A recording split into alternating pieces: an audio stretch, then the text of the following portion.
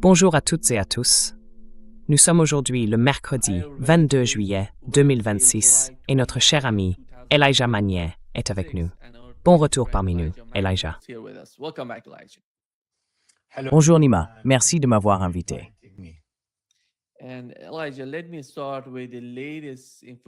Et Elijah, laissez-moi commencer par les dernières informations sur les attaques d'hier soir. Les attaques américaines contre l'Iran se sont, d'une certaine manière, intensifiées. Regardez les cibles dans le sud de l'Iran, dans l'ouest du pays. On voit les noms de villes jusqu'à Tabriz. Mashhad se trouve de nouveau dans le sud, près du Khuzistan. Et Bandar Abbas est touché à chaque fois que les États-Unis attaquent l'Iran. Sirik, Chabahar, encore dans le sud de l'Iran. Ils utilisent des HIMARS pour attaquer Bebahan, qui fait partie de la province du Khuzistan, près de la frontière irakienne. Ils y utilisent des HIMARS. Les systèmes de défense aérienne auraient été activés hier soir à Téhéran, mais il n'y a pas eu d'attaque aérienne sur Téhéran. Aucune attaque n'a été signalée. Aucun impact, ni aucune explosion n'ont été rapportés. Il s'agissait uniquement du système de défense aérienne iranien qui tentait de faire quelque chose. Nous ne savons pas de quoi il s'agissait, mais il n'y a eu aucun impact à Téhéran. Et oui, voici la réponse iranienne. Elle a visé le Koweït et la Jordanie. La Jordanie, oui, à l'Aqaba. Oui, exactement. Que se passe-t-il, Elijah? Et voyez-vous une quelconque logique dans la manière dont les États-Unis attaquent l'Iran? Et si oui, laquelle?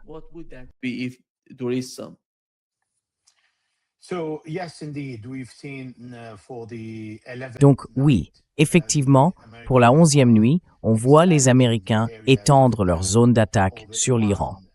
Ils se concentrent d'abord principalement sur la côte afin de réduire, de leur point de vue, la capacité de l'Iran à contrôler la navigation et de limiter ses moyens de contrôle. Ce dont les Américains ne sont pas conscients, c'est que l'Iran dispose d'une armée classique, mais aussi d'une autre armée parallèle, les gardiens de la Révolution, qui utilisent des méthodes non conventionnelles. Et je vais l'expliquer. Par exemple, nous savons que toutes les armées ont des radars déployés le long des côtes. Elles ont aussi des radars à l'intérieur des terres, pour d'autres objectifs, et ainsi de suite. Une fois que ces radars sont neutralisés, comme les Iraniens le font avec les radars américains, il devient difficile de les remplacer immédiatement, à moins d'avoir d'autres pièces de rechange ou d'autres radars à installer.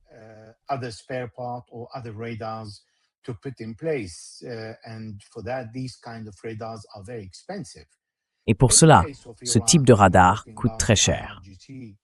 Dans le cas de l'Iran, et nous parlons en particulier des gardiens de la Révolution, j'ai vu de mes propres yeux ce genre de méthode non conventionnelle, avec des acteurs étatiques et non étatiques.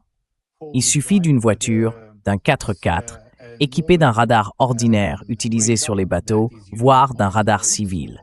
On en trouve sur de nombreux bateaux de luxe, mais aussi sur des bateaux ordinaires, selon le niveau de sophistication du radar. Ensuite, ce radar est installé sur une voiture. 2 personnes peuvent s'y trouver. L'une conduit, l'autre transmet les coordonnées au centre de commandement. Et c'est ce centre qui frappe la cible, laquelle ne se trouve pas sur la côte, mais à l'intérieur des terres.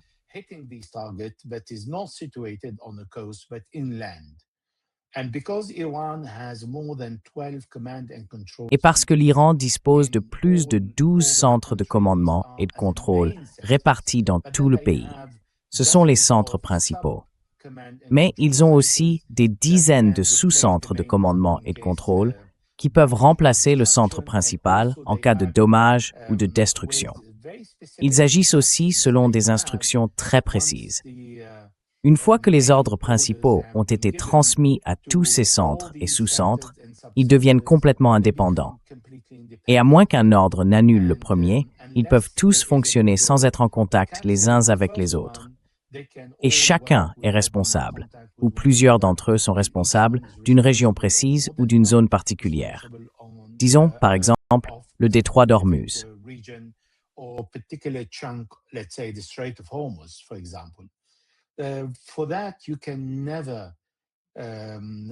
Pour cela, on ne peut jamais neutraliser dégrader ou détruire les capacités iraniennes, quand l'Iran utilise des moyens non conventionnels pour contrôler la navigation dans le détroit d'Ormuz. Et puis, si l'on parle de la navigation elle-même, les pétroliers n'ont besoin que de quelques drones qui peuvent être lancés de n'importe où pour frapper le système de contrôle de l'alimentation ou frapper le navire. Le navire comprend alors immédiatement qu'il s'agit d'un avertissement d'un niveau supérieur. Un missile sol-sol peut le toucher s'il n'obéit pas aux instructions des autorités iraniennes. Et c'est ce que nous avons vu à plusieurs reprises ces dernières semaines. Certains navires ont répondu aux instructions, d'autres non, et ils ont été frappés.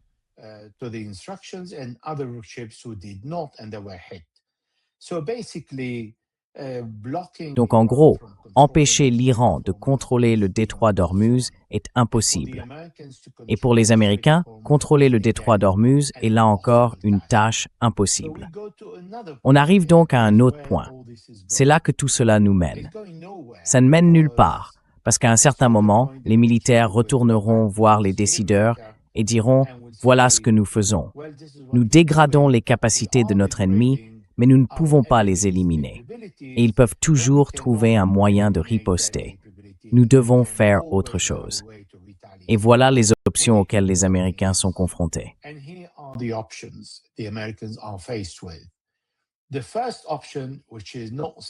La première option, ce n'est pas quelque chose que Donald Trump voudrait envisager maintenant, parce que cela voudrait dire qu'il n'a pas tenu sa promesse de contrôler le détroit d'Ormuz, même s'il finira par échouer. Mais il doit essayer autre chose. Il n'acceptera donc pas de s'asseoir à la table des négociations, comme il l'a fait au tout début de la guerre, lorsqu'il a demandé à l'Iran une reddition totale et zéro enrichissement. Puis il est descendu à une négociation avec l'Iran, mais toujours avec zéro enrichissement. Ensuite, il est descendu à un enrichissement de 3,67%, mais il veut les 60%.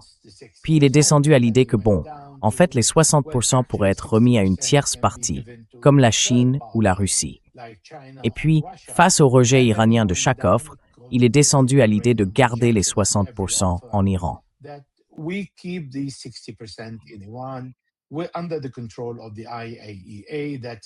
Nous sommes sous le contrôle de l'AIEA qui va coordonner avec l'Iran la réduction de l'uranium enrichi à 60% et sa transformation en quelque chose qui convienne aux Américains et au reste de la communauté internationale. Mais cela ne peut pas se faire du jour au lendemain. Cela ne se fera que lorsque l'Iran sera satisfait sur d'autres points. Et c'est là tout le dilemme, parce que Donald Trump ne va pas débloquer tous les avoirs iraniens gelés. Il ne va pas verser de compensation pour la guerre. Et il ne va certainement pas lever toutes les sanctions. Parce qu'au fond, que l'Iran demande des indemnités, les Américains peuvent l'accepter. Ils peuvent accepter des indemnités minimales, mais il faut une compensation. Donc la seule solution pour Donald Trump maintenant, c'est de compenser. Comment peut-il le faire?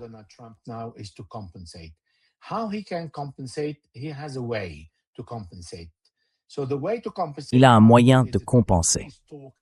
Et aujourd'hui, on parle de plus en plus de la montagne de la pioche, connue en persan sous le nom de Kue Kolang Gazla. Il s'agit d'un complexe de tunnels profondément enfouis, situé à environ 2 km au sud du complexe nucléaire de Natanz, que les Américains ont bombardé et que les Israéliens ont bombardé. Ce complexe a donc été construit vers 2020 et jusqu'à présent, il n'a pas été activé. Mais les Américains nous disent que toutes les installations d'assemblage de centrifugeuses détruites à Natanz, c'est ce qu'ils affirment, ont été transférées dans ce complexe, situé à plusieurs centaines de mètres sous terre. Il y a aussi une installation d'enrichissement souterraine distincte à Ispahan, déclarée par l'Iran seulement en juin 2025. L'AIEA n'a donc pas inspecté ces deux sites.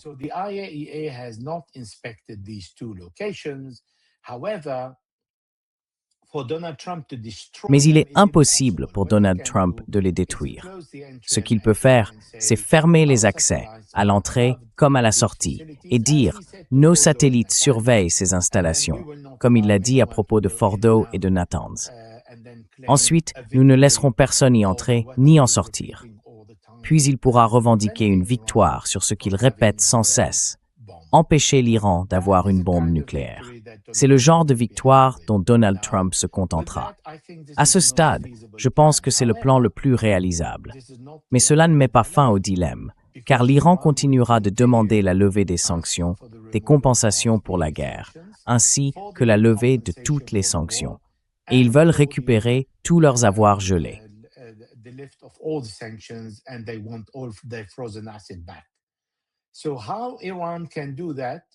Alors, comment l'Iran peut-il faire ça?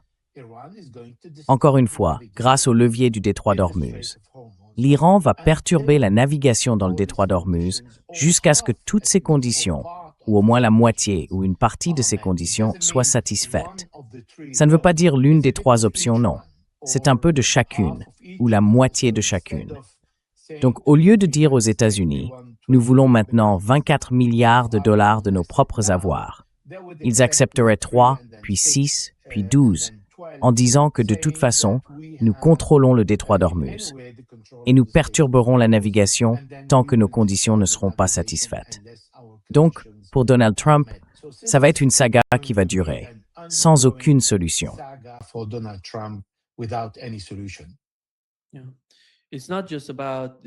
Oui, il ne s'agit pas seulement de la montagne de pickaxe qu'ils ont déjà tenté de détruire auparavant et qu'ils ont déjà bombardé. Ils attaquent aussi d'autres centrales nucléaires en Iran. Il y a eu Darkovin, dans l'ouest de l'Iran, dans la province du Khuzistan. Ils l'ont attaqué. Et dans le sud de l'Iran, la nuit dernière et la nuit précédente, ils ont tenté de frapper des cibles proches de la centrale nucléaire de Bushehr. Et aujourd'hui, le porte-parole du ministère iranien des Affaires étrangères a déclaré que les attaques et les menaces répétées des États-Unis contre les installations nucléaires pacifiques de l'Iran constituent non seulement une violation flagrante du principe fondamental de la Charte des Nations Unies, du droit international et de la résolution pertinente du Conseil des gouverneurs de l'AIEA.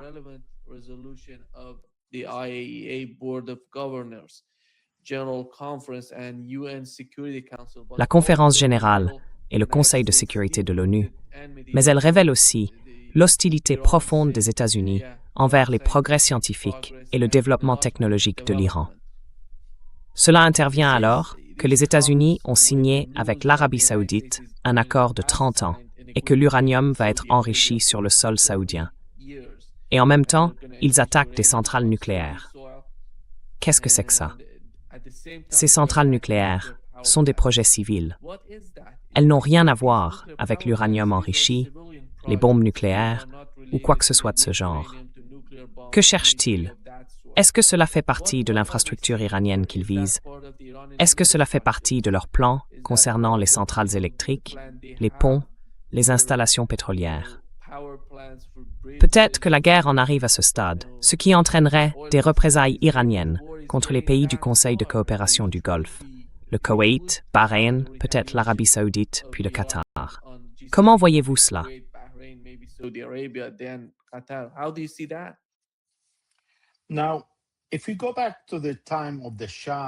Maintenant, si l'on remonte à l'époque du Shah et du président Eisenhower, en mars 1957, avec le programme Atome pour la paix, les Américains ont apporté à l'Iran en 1967 la première installation nucléaire et le premier réacteur de recherche d'une puissance de 5 MW. Et ce programme était loin d'être secret. C'est à ce moment-là que l'Iran a signé le traité sur la non-prolifération en 1968 et que le programme est devenu pacifique. Bushehr est un programme entièrement civil, mais il a une capacité de production d'électricité et d'énergie plus importante que l'installation nucléaire de la montagne de Parchin. Bushehr était exploité par les Russes avant que ceux-ci ne retirent tous leurs techniciens par crainte d'être attaqués, car il a été attaqué par les Israéliens en juin 2025, puis par les Américains vont reprises dans la zone de Bushehr. Le réacteur lui-même n'a jamais été attaqué.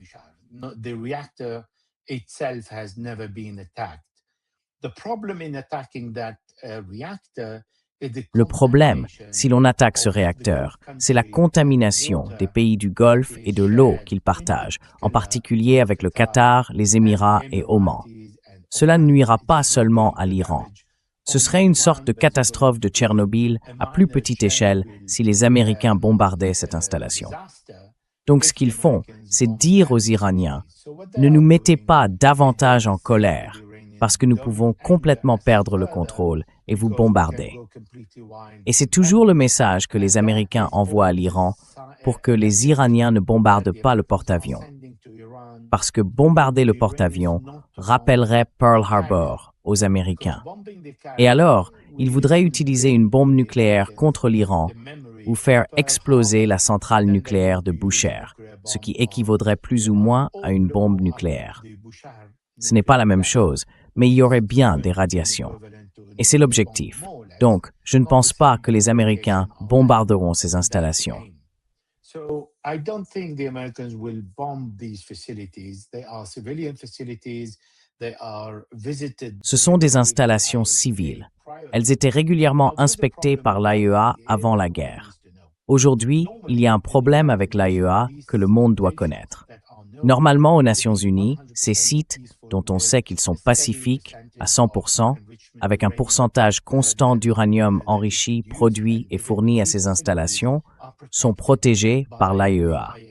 Et l'AEA devrait réagir comme elle l'a fait en 1981 quand Israël a bombardé les installations de Saddam Hussein. Car les installations nucléaires civiles sont sous la protection des Nations Unies, tant qu'elles signent le TNP et qu'elles acceptent un traité de non-prolifération, afin de ne pas se diriger vers la fabrication de bombes nucléaires.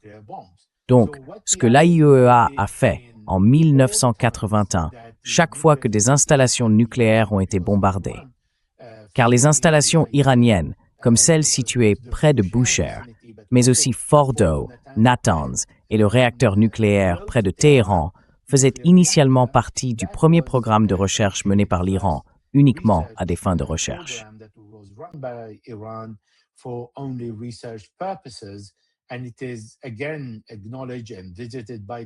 Et ces sites ont de nouveau été reconnus et inspectés par l'AIEA avant juin 2025.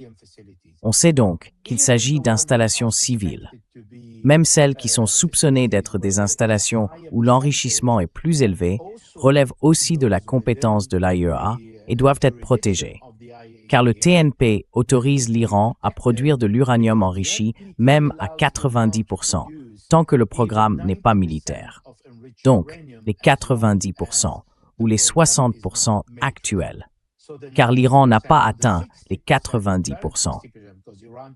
Mais je veux simplement dire que même les 60%, et même si l'Iran atteignait les 90%, tant qu'il n'y a pas de preuves ni d'éléments pertinents confirmant que l'Iran s'oriente réellement vers un programme nucléaire, toutes ces installations devraient être protégées. Et l'AIEA ne les protège pas. Elle ne dit rien.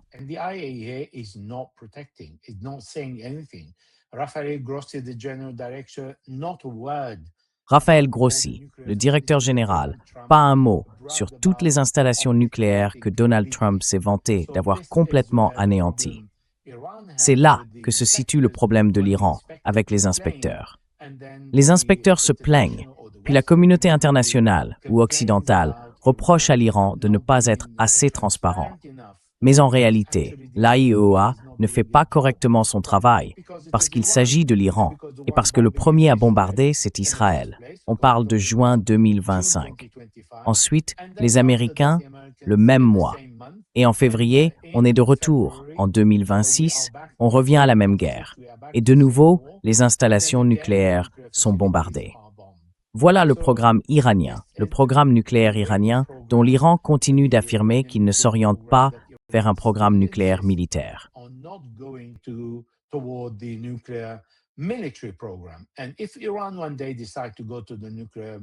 Et si l'Iran décidait un jour de se lancer dans un programme nucléaire militaire, il devrait fabriquer plusieurs bombes. Pas une seule, pour essayer. Puis c'est tout. Il n'en aurait plus. Il doit s'assurer que le monde comprenne qu'après le premier essai, cela signifie que l'Iran dispose de nombreuses autres bombes pour dissuader l'Occident de bombarder l'Iran.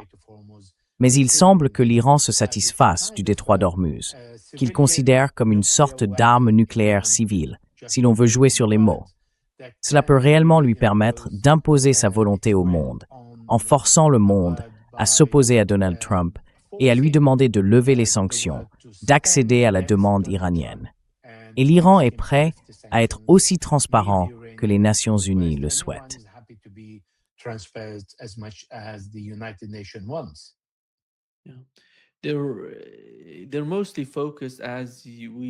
Ils se concentrent surtout sur ce commerce, comme on le voit dans la manière dont ils se battent autour de ces échanges, et ils cherchent à le contrôler.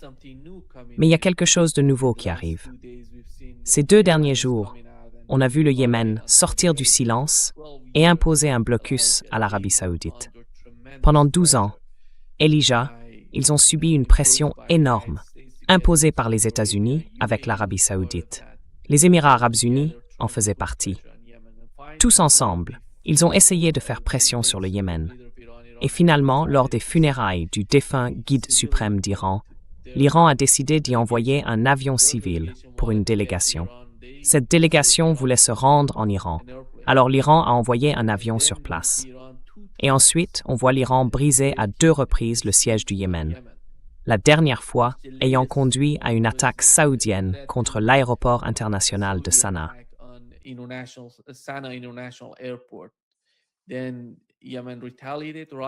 Puis, le Yémen a riposté.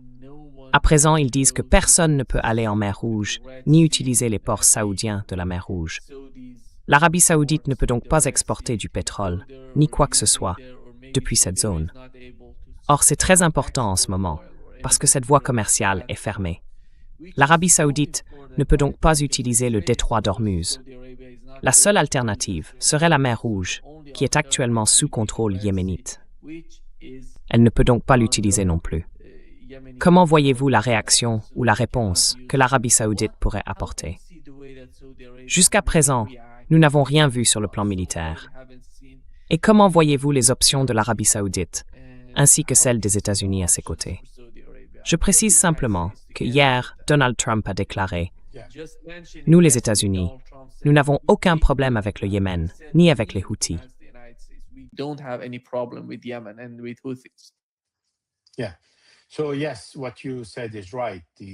Oui, donc oui, ce que vous avez dit est juste. L'avion iranien de Mahan a atterri à Sanaa une première fois. Il a emmené la délégation et des centaines de Yéménites blessés afin qu'ils soient soignés gratuitement en Iran, parce que le Yémen bénéficiait de ce service en Iran. Et l'Iran est heureux d'apporter un soutien médical aux Yéménites, par humanité. Ensuite, pour ramener la délégation aux funérailles du grand ayatollah Saïd Ali Khamenei, c'est là que les Saoudiens ont tiré 4 fois sur l'aéroport de Sanaa. Ils ont détruit la piste. L'avion de Mahan s'est alors rendu à Hodeïda. C'est là que la délégation est arrivée, a pu atterrir, puis est repartie vers Sanaa.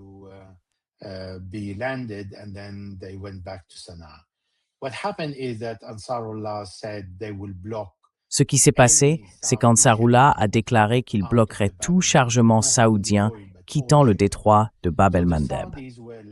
Pas seulement le pétrole, mais tous les chargements. Les Saoudiens se sont donc retrouvés avec une seule option. Tous les navires à destination de l'Asie devraient ajouter au moins 4 semaines à leur trajet, en passant par le canal de Suez, puis vers Gibraltar, en contournant toute l'Afrique du Nord avant de se rendre en Asie. Cela augmenterait considérablement les coûts d'assurance, les coûts des navires, les retards et la durée du voyage. Ce n'est pas une situation idéale pour l'Arabie saoudite, qui ne peut rien faire d'autre que lever les sanctions contre les Yéménites.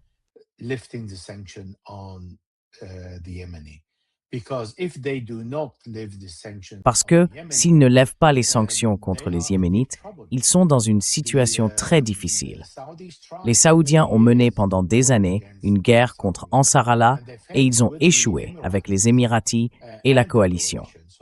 Les Britanniques et les Américains les soutenaient. Puis Donald Trump lui-même a essayé pendant un mois.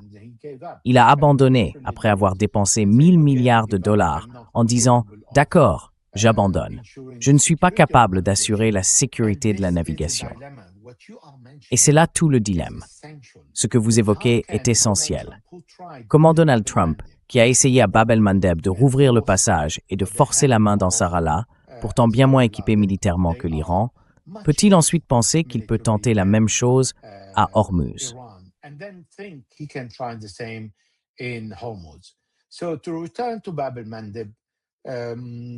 Donc, pour revenir à Bab el-Mandeb, les Yéménites vont finir par obtenir la levée de toutes les sanctions et ils veulent que tous leurs avoirs leur soient restitués. Ils ont du pétrole qu'ils peuvent exporter, qu'ils peuvent exploiter parce qu'il leur appartient et qu'il est sous leur contrôle. Et leurs ports doivent être autorisés à recevoir des navires et à en faire partir sans aucun contrôle. Le problème, c'est que les Saoudiens et les Américains ne comprennent toujours pas que le Yémen a développé ses propres missiles et drones. Par conséquent, le soutien de l'Iran n'est plus nécessaire comme il l'était par le passé, car le savoir-faire a déjà été transféré au Yémen.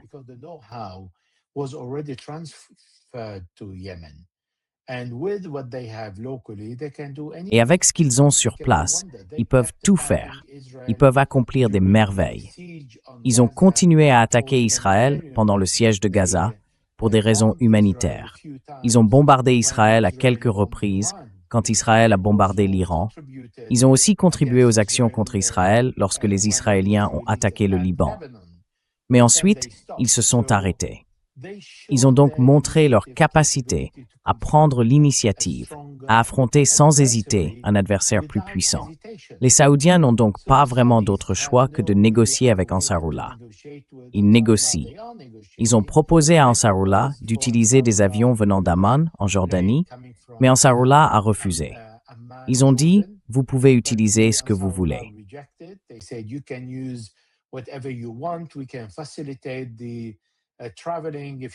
Nous pouvons faciliter les déplacements si vous le voulez, mais eux veulent avoir la liberté de circulation entre le port et l'aéroport, et ils ne veulent pas de restrictions. C'est ce que les Saoudiens ont du mal à accepter, mais ils finiront par le reconnaître. Sinon, Ansarullah aura toutes les raisons de défendre sa souveraineté, son indépendance et sa volonté de lever les sanctions par d'autres moyens, comme Bab el-Mandeb, en reproduisant ce que fait l'Iran. Et la seule façon pour les Américains et les Saoudiens de séparer les deux dossiers, comme ils l'ont fait entre le Liban et l'Iran, ou du moins comme ils ont essayé de le faire, c'est de donner à Ansarullah ce qu'ils veulent.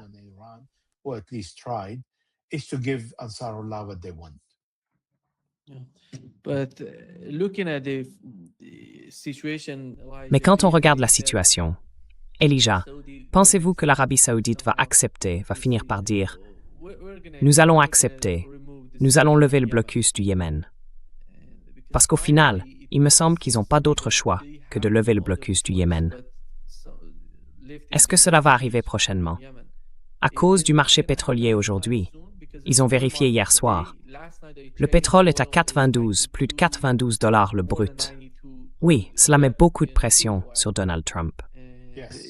It's a lot of pressure on Donald Trump. Eh bien, parce qu'il y a au moins 5 700 000 barils qui transitent par le détroit de Bab el-Mandeb. Avant la guerre, c'était entre 8 et 9 millions. Et maintenant, le problème, c'est que vous et moi, nous raisonnons logiquement. C'est la seule solution pour les Saoudiens. C'est la solution la plus logique et la moins coûteuse pour les Saoudiens. Pas pour les Yéménites, pour les Saoudiens. Mais l'Arabie saoudite a prouvé, au fil des décennies, qu'elle ne pense pas vraiment de manière stratégique. Elle raisonne de façon tribale, donc de manière plus personnelle, davantage dictée par la fierté.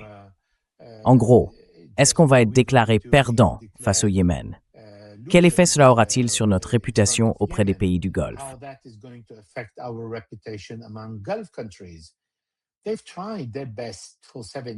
Ils ont fait de leur mieux pendant 7 ans pour vaincre le Yémen et ils ont échoué. Mais ils ne sont pas les seuls. Avant eux, Jamal Abdel Nasser, président égyptien, a lui aussi échoué. Donald Trump a essayé et il a échoué. C'est une occasion en or pour eux de se dire « Si les Américains ont échoué, alors nous avons davantage intérêt à conclure un accord avec les Yéménites. » Jusqu'à présent, ils résistent. Je ne sais pas combien de temps ils vont continuer ainsi, ni s'ils seront assez habiles pour se dissocier. Mais dans l'intérêt de l'Iran, il vaut mieux que les Saoudiens restent aussi obstinés qu'ils le sont, sans vraiment donner à Ansar Allah ce qu'il veut.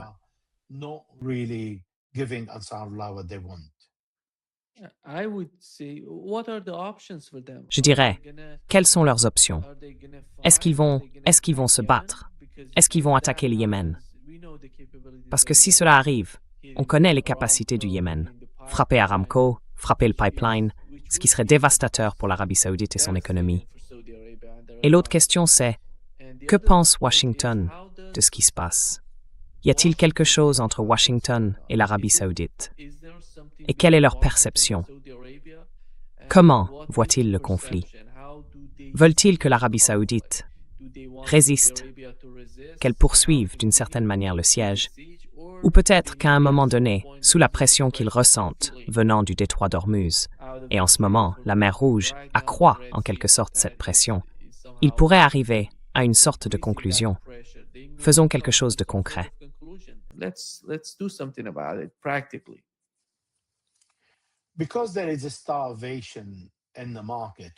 Parce qu'il y a une pénurie sur le marché du pétrole et qu'il manque plus d'1 000 milliards de barils de pétrole sur le marché. C'est pour cela que les Saoudiens se soucient peu de la hausse des prix, car cela ferait augmenter le prix du pétrole. Et le client finira par payer le coût de ces 4 à 6 semaines supplémentaires dont les navires ont besoin pour passer par le canal de Suez, puis contourner Gibraltar et l'Afrique. Premièrement. Deuxièmement, les Américains ne veulent pas s'impliquer. Ils n'ont fixé aucun objectif et ils restent à l'écart, à bonne distance, parce qu'ils ne veulent pas échouer. Ils savent qu'ils ne vont pas réussir. Et troisièmement, les Américains ne tirent pas beaucoup d'avantages du détroit d'Ormuz et de Bab el-Mandeb.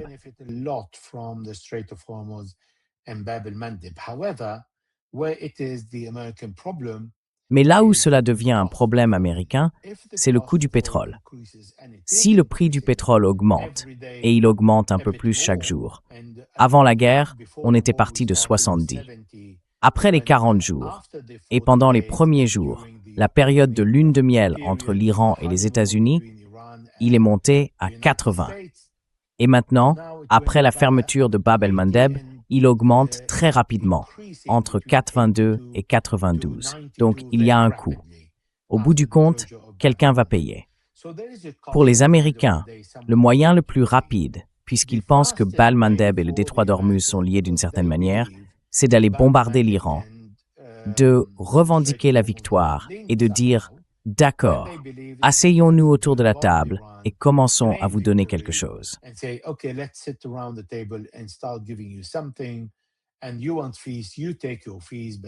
Et vous voulez des droits de passage, vous les prenez, mais ouvrez ce foutu détroit, que tout le monde puisse en profiter. Nous nous réapprovisionnons et les Américains n'ont pas besoin d'accorder davantage de concessions. Pour les Saoudiens, c'est pareil.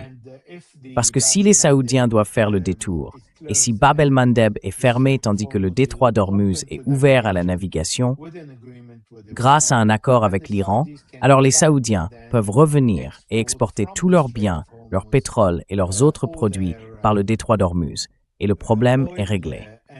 Donc quand l'une des deux questions, Bab el-Mandeb ou le détroit d'Ormuz, sera réglée en premier, cela aura des répercussions sur l'autre.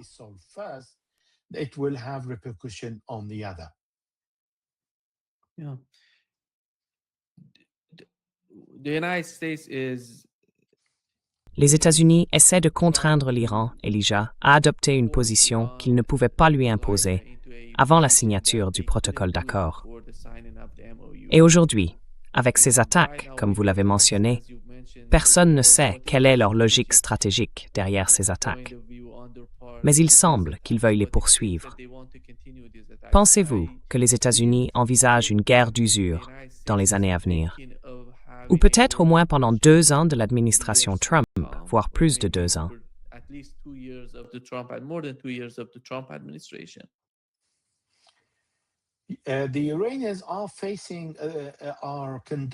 Les Iraniens mènent une guerre d'usure contre les États-Unis. Cependant, il est important de noter que ces bombardements quotidiens, ou chaque nuit, pendant 11 nuits, représentent plus ou moins 1000 à 1200 attaques. l'Iran a subi près de 30 000 attaques aériennes pendant 40 jours.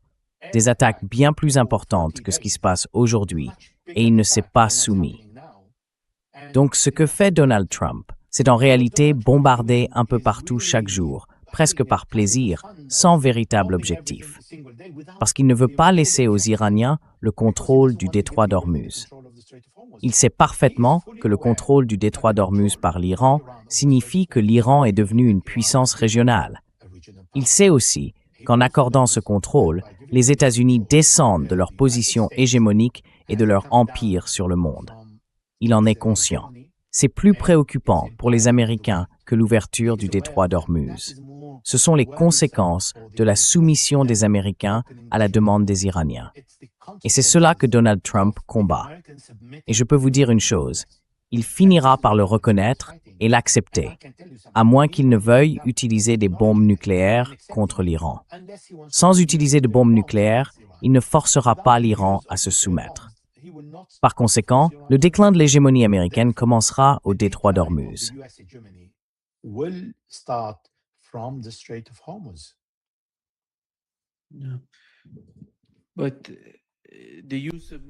Mais l'utilisation d'une bombe nucléaire, est-ce que cela va sauver sa position? Est-ce que ça va l'aider? Partons du principe qu'il va le faire. Et personne ne sait ce qui se passe dans la tête de Donald Trump. Je ne sais pas s'il le sait lui-même.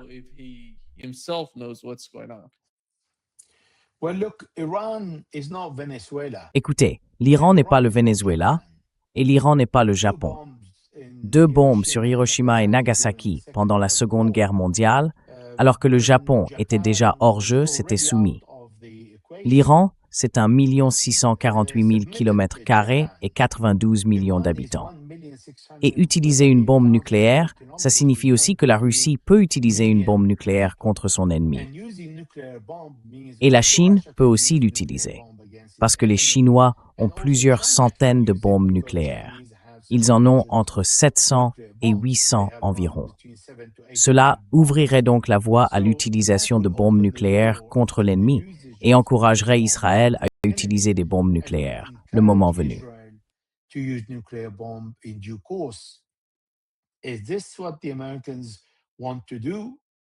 Est-ce vraiment ce que les Américains veulent faire? C'est douteux. Mais pour Donald Trump, les options se réduisent vraiment comme jamais.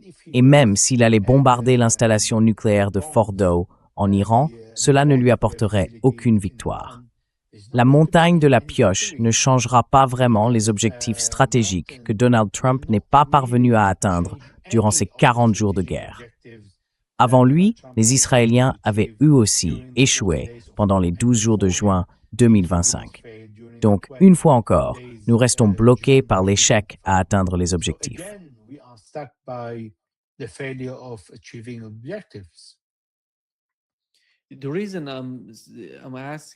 La raison pour laquelle je vous pose cette question, Elijah, c'est la manière dont l'Iran mène ce combat. Comme vous l'avez dit, aux yeux des Iraniens, c'est une guerre d'usure. Ils détruisent stratégiquement tous les moyens américains dans la région. Ils se concentrent surtout sur les radars, les HIMARS, les avions ravitailleurs, les avions de chasse, tout ce qu'ils trouvent dans la région. Et maintenant, ils atteignent la Jordanie. Ils frappent certaines cibles avec précision. Les États-Unis ont été d'une certaine manière choqués de voir comment l'Iran pouvait disposer des renseignements nécessaires pour attaquer directement les emplacements des forces américaines, les hélicoptères américains, les avions de chasse ou les avions ravitailleurs américains. C'est quelque chose de nouveau, parce qu'ils ont retiré toutes ces armes des États arabes voisins du Golfe Persique, si l'on peut les appeler ainsi, pour les transférer en Jordanie. Ils pensaient que ce serait plus sûr et plus sécurisé pour eux.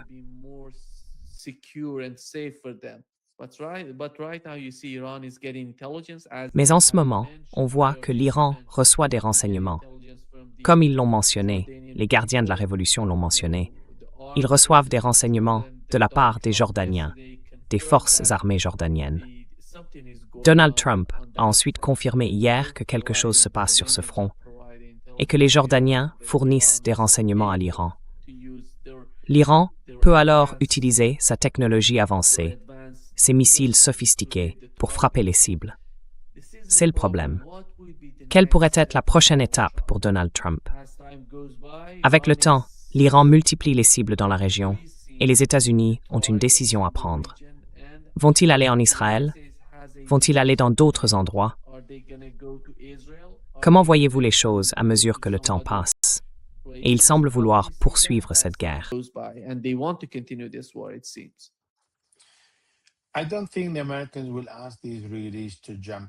Je ne pense pas que les Américains demanderont aux Israéliens d'intervenir et de rejoindre le combat, parce qu'ils estiment se suffire à eux-mêmes pour cette bataille. Et il vaut bien mieux que les Israéliens restent à l'écart, parce que premièrement, les Américains ne sont pas très contents d'Israël. Toutes les informations fournies par les Israéliens, à Donald Trump, étaient fausses. L'Iran n'est pas tombé en 3 jours, et l'Iran se bat toujours. Et les gens ne sont pas vraiment désireux de se débarrasser du système au pouvoir en Iran. Donc, Donald Trump a le sentiment d'être pris dans une guerre qui n'est pas la sienne, et il ne voit pas comment en sortir. L'option israélienne est donc écartée pour le moment. Encore une fois, Donald Trump doit trouver une issue, et l'Iran ne lui facilite certainement pas la tâche pour l'aider à sortir de ce piège dans lequel il s'est mis lui-même.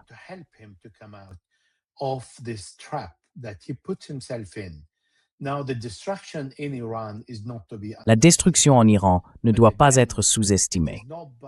Mais encore une fois, ce n'est pas la destruction qui permet de définir la victoire ou la défaite entre 2 pays en guerre.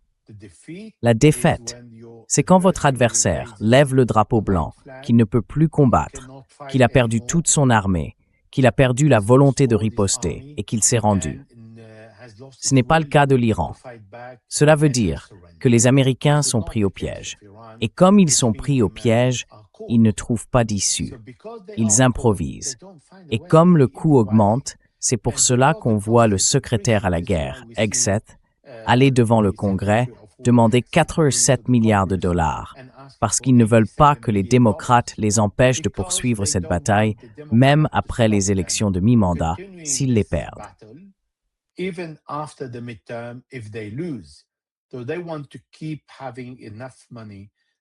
veulent donc continuer à avoir assez d'argent pour soutenir ce genre de guerre inutile.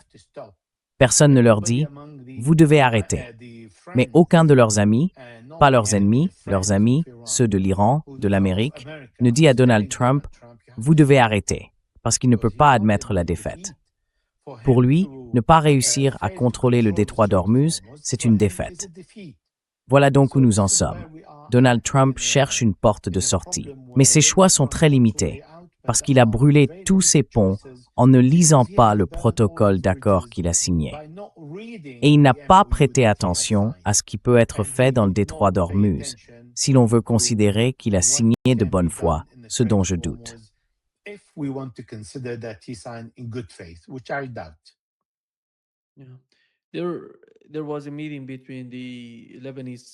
Il y a eu hier une réunion entre le président libanais Joseph Aoun et Donald Trump.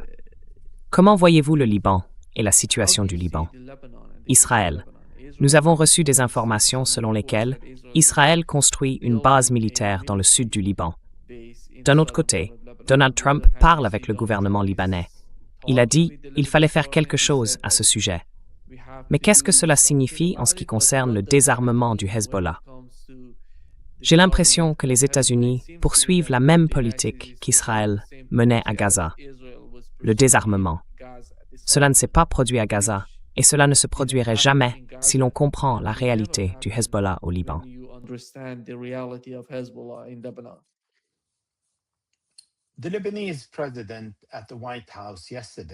Le président libanais, hier à la Maison-Blanche, a su flatter l'ego de Donald Trump en lui disant « C'est un honneur de rencontrer un si grand président ». Et cela a suffi à Donald Trump pour se sentir au sommet du monde. C'est sa réaction narcissique. Il était très heureux et il a dit « Maintenant, vous pouvez demander n'importe quoi ». Malheureusement, en politique, on peut demander n'importe quoi, mais on n'obtient rien.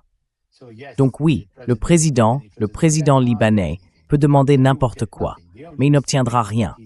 La seule chose qu'il a obtenue, c'est l'annonce des États-Unis d'ouvrir des vols directs entre le Liban et les États-Unis d'Amérique. Cela reste encore à mettre en place, parce qu'ensuite, ils parleront de l'aéroport, situé dans une zone dangereuse. Je parle du discours américain.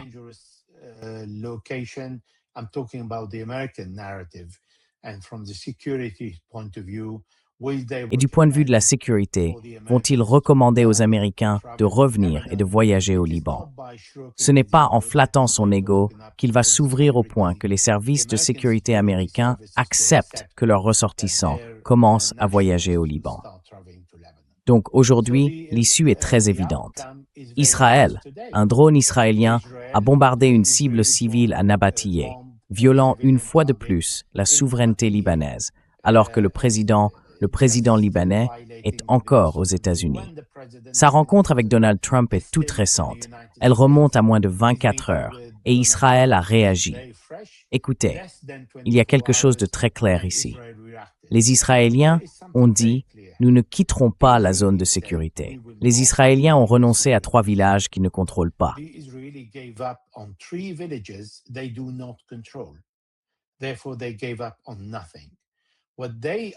Donc, ils n'ont renoncé à rien. Ce qu'ils disent, c'est qu'ils ont renoncé à la frontière d'un seul village, Zawtar al-Gharbia, c'est-à-dire Zawtar occidental, pour une raison simple. Pour ceux qui ne connaissent pas les deux villages, Zawtar oriental et Zawtar occidental, ils n'ont pas seulement les mêmes limites. Ils sont imbriqués l'un dans l'autre.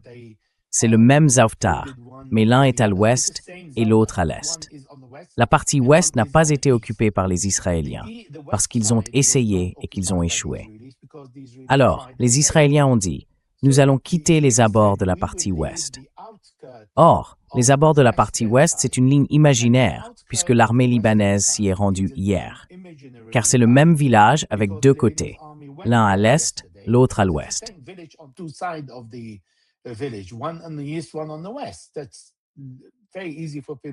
C'est très facile à comprendre pour les gens. Et ils ont tiré sur l'armée libanaise parce qu'ils disent « Vous êtes trop près de notre ligne ». Parce que, pour eux, c'est vraiment la ligne qu'ils n'ont pas franchie. Donc, l'armée libanaise n'a pas le droit d'entrer dans la zone qu'ils contrôlent. En gros, ils n'ont rien cédé. Et 3 villages ne sont pas sous leur contrôle. Et ils disent « Nous avons commencé le retrait ». Il n'y a aucun retrait. Les Israéliens disent « Nous ne nous retirerons pas ». Et quand Donald Trump, ces dernières semaines, a été invité à faire quelque chose concernant le retrait des Israéliens de Syrie et du Liban, il a répondu très clairement. Il a dit « Il faut attendre après les élections israéliennes ». Donc il parle d'après novembre 2026. Alors, quoi que fasse le président libanais, il peut toujours se casser la tête contre les murs.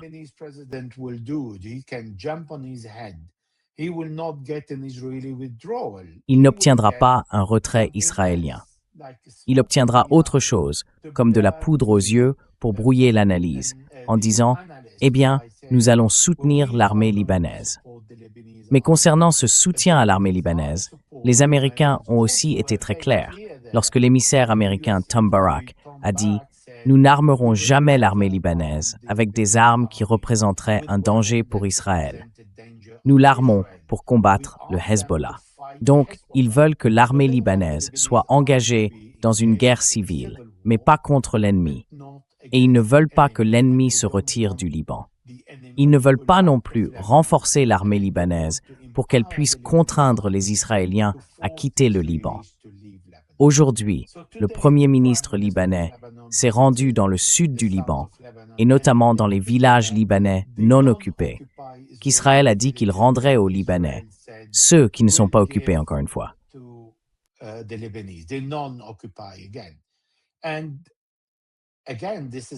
Et encore une fois, c'est le même Premier ministre qui a ordonné à l'armée libanaise de se retirer de tous les villages quand Israël a décidé de commencer à avancer dans le sud du Liban. Et c'est exactement le même qui s'est rendu dans le sud du Liban il y a quelques mois et qui a dit aux Libanais « Ne comptez pas sur moi pour libérer votre territoire occupé ». Cela signifie qu'il n'y a aucun moyen pour le gouvernement libanais ou pour l'armée libanaise de libérer le territoire libanais. Et c'est pour cela qu'il y a une différence entre le président libanais et ceux qui s'opposent au désarmement de la résistance libanaise. Car ils disent « tirez les leçons de ce que disent les Américains ». Les Américains soutiennent Israël. Israël ne partira pas et n'abandonnera pas le territoire libanais. L'armée libanaise ne peut pas le libérer. C'est aussi simple que ça.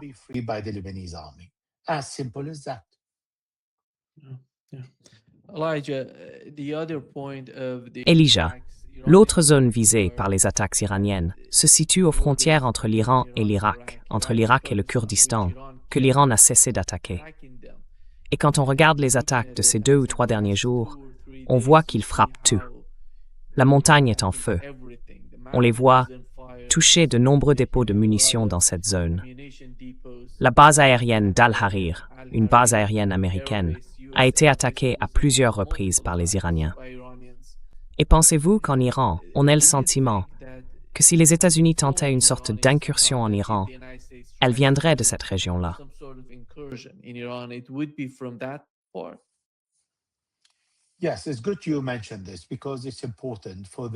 Oui, c'est bien que vous l'ayez mentionné, parce que c'est important pour ceux qui répètent toujours le même récit, selon lequel l'Iran contrôlerait l'Irak. En réalité, les États-Unis, le président Trump l'a dit ouvertement, arment les Kurdes pour qu'ils entrent en Iran et attaquent les forces de sécurité iraniennes. Et ces Kurdes sont basés au Kurdistan irakien. Le président ou le dirigeant de la province du Kurdistan, Massoud Barzani, a déclaré qu'en 2014, c'est le général de brigade iranien Qassem Soleimani qui a envoyé le premier avion entièrement chargé d'armes aux Kurdes afin d'arrêter l'avancée de Daesh. Et il lui en était reconnaissant. Donc ces mêmes Kurdes irakiens, qui sont en théorie sous les ordres du gouvernement central de Bagdad, dont certains disent qu'il est vendu à l'Iran, ce sont eux qui accueillent tous les Kurdes anti-iraniens qui traversent la frontière pour entrer en Iran.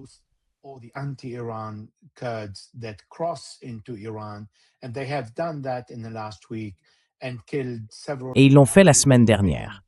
Ils ont tué plusieurs membres des forces de sécurité iraniennes en essayant de franchir les frontières pour provoquer des émeutes et le chaos en Iran. Donc oui, l'Iran a bombardé le Kurdistan, a bombardé ces régions, a bombardé les positions des milices kurdes qui opèrent. On parle du Kurdistan irakien parce qu'il y a un Kurdistan iranien et un Kurdistan irakien. Ils sont de part et d'autre des mêmes frontières. Donc les Iraniens bombardent le Kurdistan irakien, la zone où les Kurdes sont entraînés par la CIA et le Mossad. Ils sont armés par Donald Trump. Cependant, il y a régulièrement des contacts entre les Iraniens, la Turquie et Bagdad pour s'assurer qu'ils doivent tenir ces Kurdes en laisse, même si la Turquie n'a pas beaucoup d'influence, mais en a suffisamment sur Massoud Barzani, le dirigeant d'Erbil, disons.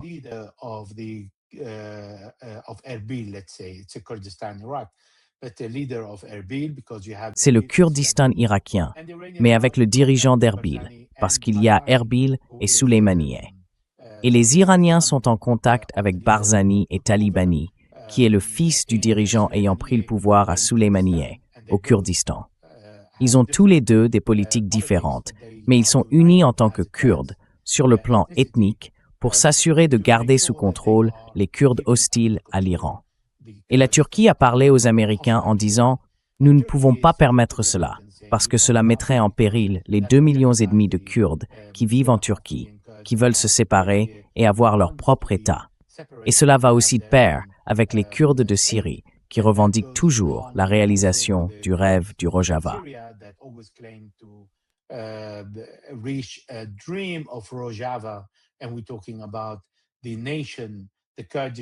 Et nous parlons de la nation kurde, qui unit les Kurdes de Syrie, les Kurdes d'Irak, les Kurdes de Turquie et les Kurdes d'Iran.